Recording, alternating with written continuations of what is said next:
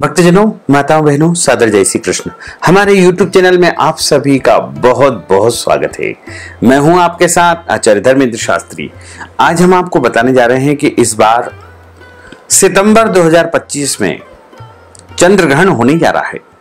ये चंद्र ग्रहण कब होगा, कहां पर दिखाई देगा, इसका सूतक काल, पुण्य काल, पर्व काल कब से कब तक रहेगा तथा राशियों के ऊपर इस ग्रहण का क्या प्रभाव रहेगा और गर्भवती माताओं बहनों को क्या करना चाहिए, क्या नहीं करना चाहिए, ग्रहण के दौरान कौन कौन से प्रमुख नियमों का पालन करना चाहिए, ये संपूर्ण जानकारी इस वीडियो के माध्यम से आज हम आपको प्रदान करेंगे।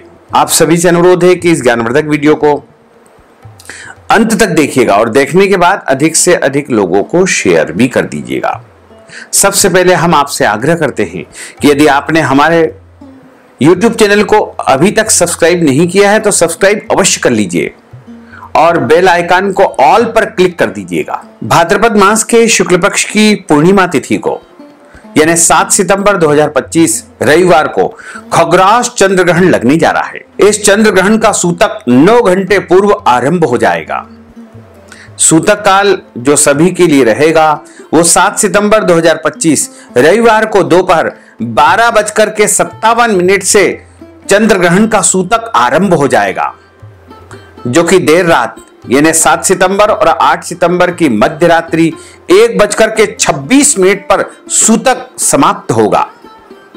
बालक, वृद्ध, रोगी एवं गर्भवती महिलाओं के लिए जो सूतक रहेगा वो 7 सितंबर 2025 की यानी रविवार की शाम को 6:27 से ग्रहण समाप्ति तक सूतक रहेगा।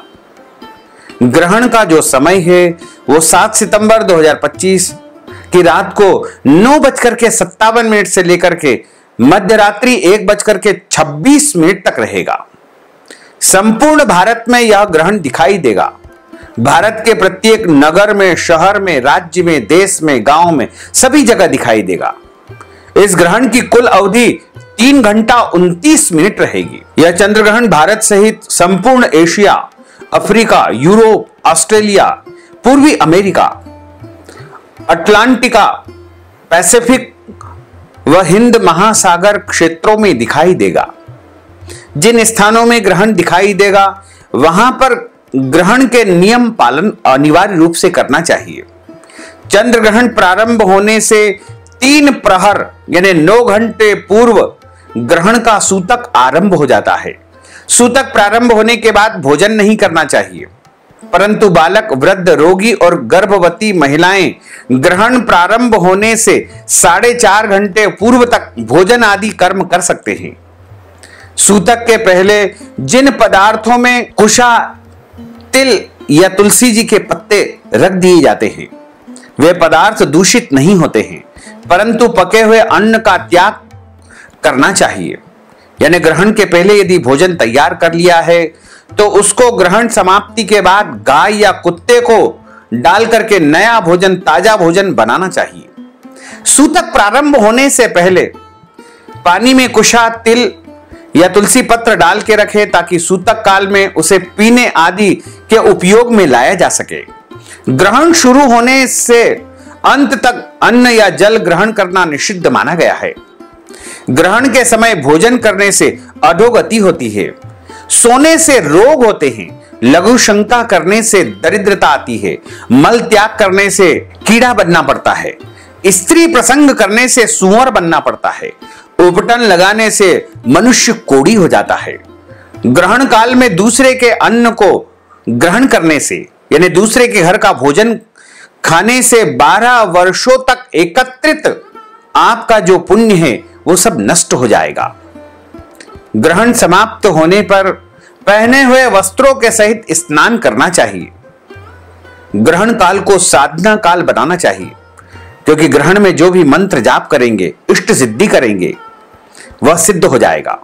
ग्रहण काल में गुरु मंत्र का जाप करना, इष्ट मंत्र का जाप करना अथवा भगवान नाम का जप अवश्य करें। न करने से मंत्र को मलिनता प्राप्त होती है।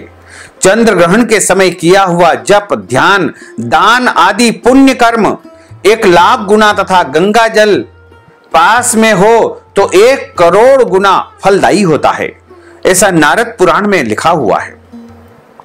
चंद्र ग्रहण में रुद्राक्ष माला से जप करने से सारे पाप नष्ट हो जाते हैं।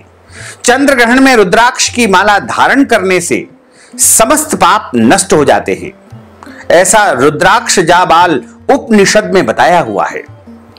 सूर्य चंद्र ग्रहण में जब तप, तीर्थ सेवा, देवताओं और ब्राह्मणों, ब्रह्मज्ञानी संतों का पूजन आदि महापाप को नष्ट करने वाले कर्म बताए गए हैं, ऐसा कूर्म पुराण में लिखा हुआ है। ग्रहण के समय जो मनुष्य एकाग्र चित्त से पितरों को तिल मिश्रित जल भी दान कर देता है, वह मानो हजारों वर्षों के लिए पितरों का श्राद्ध कर देता है, ऐसा वाराह पुराण में लिखा हुआ है। 7 सितंबर 2025 रविवार को दोपहर 12:57 से ग्रहण का सूतक आरंभ हो रहा है तथा बालक, वृद्ध, रोगी और गर्भवती महिलाओं के लिए ग्रहण का सूतक शाम को 6:57 से आरंभ हो जाएगा। ग्रहण का जो समय रहेगा वो 7 सितंबर और 8 सितंबर की जो रात्रि होगी, उस रात्रि में 9:57 से ग्रहण आरंभ हो जाएगा, जो कि रात को 1:26 पर समाप्त होगा। ग्रहण जैसे ही प्रारंभ हो वैसे ही आपको अपने घर में रहना है, किसी भी प्रकार से बाहर खुले स्थान में नहीं जाना चाहिए। विशेष रूप से गर्भवती माताओं बहनों को सावधानी बरतने की आवश्यकता होगी। यह चंद्र ग्रहण संपूर्ण भारत में दिखाई देगा। यह चंद्र ग्रहण कई प्रकार से महत्वपूर्ण है। इस ग्रहण की कुल अवधि 3 घंटा 29 मिनट होगी। यह ग्रहण भारत समेत दुनिया के अधिकांश देशों में देखा जा सकेगा। इस चंद्र ग्रहण को ब्लड मून कहा जा रहा है, क्योंकि ग्रहण के दौरान एक अवस्था में पहुंच करके चंद्रमा का जो रंग है वो रक्त की तरह लाल दिखाई देने लगेगा। यह खगोलीय घटना है जिसमें चंद्रमा पृथ्वी के अत्यंत करीब दिखाई देता है। खगराज चंद्र ग्रहण पूर्वा भाद्रपद नक्षत्र तथा कुंभ राशि में लग रहा है, इसलिए जिन लोगों का पूर्वा भाद्रपद जन्म का नक्षत्र है और जन्म की राशि कुंभ है, उनके लिए यह ग्रहण अशुभ रहेगा। उनको विशेष सावधानी की आवश्यकता होगी। 12 राशि के ऊपर चंद्र ग्रहण का अलग अलग प्रभाव दिखाई देने लगेगा। मेष राशि वालों को इस ग्रहण से सुखद परिणाम प्राप्त होंगे, धन लाभ होगा, भूमि, भवन, वाहन संबंधी कार्य होंगे। वृषभ राशि वालों को यह ग्रहण सुख संपदा देने वाला होगा, स्थायी संपत्ति देने वाला साबित होगा। मिथुन राशि वालों के लिए मिश्रित फल देगा, यानी मिला जुला परिणाम उनको प्रदान करेगा। कर्क राशि वालों को तनाव देगा, कष्ट देगा, शारीरिक पीड़ा उनको हो सकती है। सिंह राशि वालों को धन लाभ के साथ साथ खर्च की स्थिति भी निर्मित होगी, यानी मिला जुला परिणाम उनको प्राप्त होगा। कन्या राशि वालों को इस ग्रहण से शुभ समाचार प्राप्त होंगे। तुला राशि वालों को मान सम्मान, पद प्रतिष्ठा की प्राप्ति होगी। वृश्चिक राशि वालों को धन हानि का योग बन रहा है। मानसिक तनाव और दबाव इनके ऊपर हावी रहेगा। धनु राशि वालों को इस ग्रहण से अत्यंत सुखद परिणाम प्राप्त होंगे। भूमि, भवन, वाहन, मान सम्मान, यश प्रतिष्ठा का इनको लाभ होगा। मकर राशि वालों को फिजूल खर्ची होगी, धन का बहुत ज्यादा नुकसान हो सकता है, सावधानी बरतें। कुंभ राशि वालों को शारीरिक कष्ट, विकार हो सकता है, तनाव होगा, चिंताएं इनके ऊपर हावी रहेगी। मीन राशि वालों की आर्थिक चिंतन, तनाव, फिजूल खर्ची होगी। इसलिए यदि आप इस ग्रहण से शुभ परिणाम प्राप्त करना चाहते हैं तो अपने इष्ट की आराधना करें, रुद्राभिषेक करवाएं, महामृत्युंजय मंत्र का जाप करें या ब्राह्मण के द्वारा करवाएं। भगवान शिव जी का दूध और गंगा जल से अभिषेक करें या ब्राह्मण द्वारा करवाएं। सूतक लगने के बाद कुछ भी खाना पीना वर्जित माना गया है। रोगी, वृद्ध, बच्चे और गर्भवती स्त्रियां सूतक के दौरान बहुत आवश्यक हो तो कुछ खा पी सकते हैं, लेकिन प्रयास करें कि वो उनको कुछ भी नहीं खाना चाहिए। सूतक प्रारंभ होने से पहले पके हुए भोजन, पीने के पानी, दूध, दही आदि में तुलसी पत्र, कुशा डाल दे। इससे सूतक का प्रभाव, ग्रहण का दुष्प्रभाव इन वस्तुओं पर नहीं होगा। ग्रहण काल में सावधानी रखें। प्रकृति में कई तरह की अशुद्ध और हानिकारक किरणों का प्रभाव ग्रहण के दौरान होता है, इसलिए कई ऐसे कार्य है जिसे ग्रहण के दौरान नहीं करना चाहिए। ग्रहण काल में सोना नहीं चाहिए। वृद्ध, रोगी, बच्चे और गर्भवती स्त्रियां जरूरत के अनुसार सो सकते हैं। वैसे यह ग्रहण मध्य रात्रि से लेकर के अगली सुबह होगा, इसलिए अधिकांश लोग निद्रा में रहेंगे।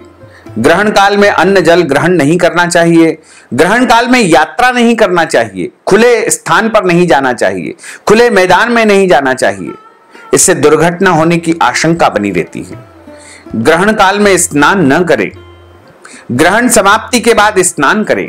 ग्रहण को खुली आंखों से न देखें। ग्रहण काल के दौरान गुरु प्रदत्त मंत्र का जाप करते रहना चाहिए। गर्भवती स्त्रियों को विशेष सावधानी बरतने की आवश्यकता होगी। ग्रहण काल के दौरान गर्भवती स्त्रियां अपने घर से बाहर न निकले। बाहर निकलना जरूरी हो तो गर्भ पर चंदन और तुलसी के पत्तों का लेपन करके या गेरू या हल्दी का लेपन करके ही घर से बाहर निकले। गर्भस्थ शिशु पर इसका दुष्प्रभाव नहीं होगा। ग्रहण काल के दौरान यदि भोजन करना बहुत आवश्यक हो तो सिर्फ खान पान उन्हीं वस्तुओं का किया जा सके जिसमें सूतक लगने से पहले आपने तुलसी पत्र या कुशा रखा था। गर्भवती स्त्रियां ग्रहण के दौरान चाकू, छुरी, ब्लेड, कैंची, हसिया, कुल्हाड़ी और धारदार वस्तुएं का बिल्कुल प्रयोग न करें। इससे गर्भ में पल रहे बच्चों के अंगों पर बुरा असर पड़ता है। सुई से कपड़े भी नहीं सीलना चाहिए। बच्चे के कोई अंग इससे खराब हो सकते हैं। ग्रहण काल के दौरान भगवान के नाम का जप स्मरण करते रहें। ग्रहण के पहले स्नान करके, शुद्ध वस्त्र धारण करके, कुशा का आसन बिछा करके, तुलसी, रुद्राक्ष, कमल गट्टे की या फिर स्फटिक की माला से अपने इष्ट मंत्र, गुरु मंत्र का जाप करते रहें। और ग्रहण समाप्ति के बाद वस्त्र सहित स्नान करके अपने घर के देवी देवताओं का, भगवान का पूजन अर्चन करें। घर की अच्छी प्रकार से साफ सफाई करें, झाड़ू पोछा लगाएं, गंगा जल छिड़के और उसके बाद जितना हो सके दान पुण्य करें, क्योंकि ग्रहण का जो दान है वो सबसे श्रेष्ठ माना गया है। ग्रहण के बाद जो मनुष्य धन का दान करता है, अन्न का दान करता है या कोई भी दान पुण्य करता है, उसे करोड़ों करोड़ अश्वमेध यज्ञ का पुण्य प्राप्त होता है। तो यदि आप हमारे माध्यम से ग्रहण काल के दौरान कोई भी अपने नाम से मंत्र जाप, सिद्धि साधना, उपाय करवाना चाहते हैं, जप अनुष्ठान करवाना चाहते हैं, तो आप अपना नाम और गोत्र हमें भेजें, जिससे कि ग्रहण काल के दौरान होने वाले अशुभ प्रभावों से आप बच सके। तो भक्तजनों, माताओं, बहनों, हमने जो ज्ञानवर्धक जानकारी आपको प्रदान की है, इसको आप अधिक से अधिक लोगों को शेयर करिएगा, लाइक करिएगा, कमेंट करिएगा। और यदि अभी तक आपने सब्सक्राइब नहीं किया है तो अभी और इसी समय सब्सक्राइब कर लीजिए, ताकि इसी प्रकार की ज्ञानवर्धक वीडियो आपको सबसे पहले प्राप्त हो सके। आपको और आपके पूरे परिवार को सादर जय श्री कृष्ण, सादर धन्यवाद।